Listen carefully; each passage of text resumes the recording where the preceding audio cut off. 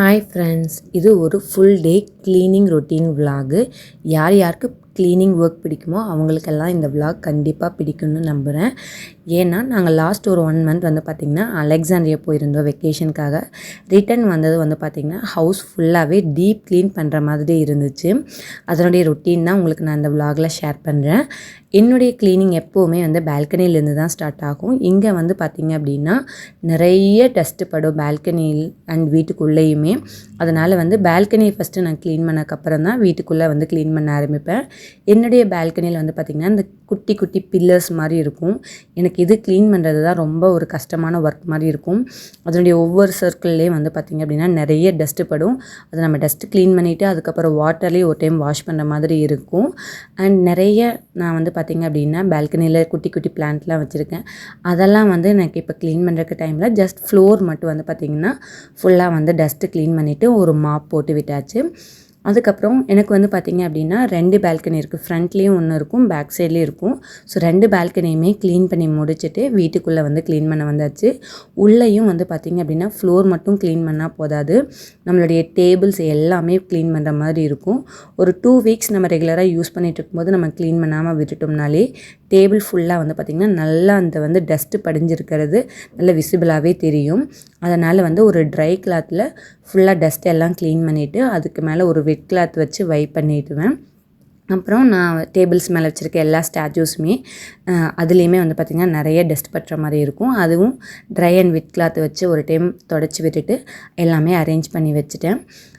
Tables எல்லாம் clean பண்ணி முடித்ததுக்கப்புறம் ஃப்ளோர்ஸ் எல்லாமே வந்து பார்த்திங்க அப்படின்னா ஈச் அண்ட் எவ்ரி, அதாவது சோஃபாஸ் எல்லாமே எடுத்துகிட்டு அதுக்கு அடியில் இருக்கிறது எல்லாமே டீப் க்ளீனாக வந்து க்ளீன் பண்ணிகிட்ருந்தேன்.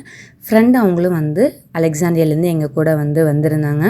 அவங்களும் வந்து பார்த்திங்கன்னா க்ளீனிங்க்கு நிறைய சப்போர்ட் பண்ணாங்க. ஏன் அப்படின்னா நம்ம குட்டீஸை வச்சுட்டு 1 டேயில் ஃபுல்லாக டீப் க்ளீன் பண்ணணும் அப்படின்னா கண்டிப்பாக வந்து முடியாது. ஏன்னு கேட்டிங்கன்னா தம்பியும் பாப்பாவும் கண்டிப்பாக அவங்க ஏஜுக்கு வந்து நம்மளை வந்து விளையாட வர சொல்லுவாங்க. இல்லை அவங்களுடைய ஒர்க் ஏதாவது நம்மளை பார்க்க வச்சுட்டே இருப்பாங்க.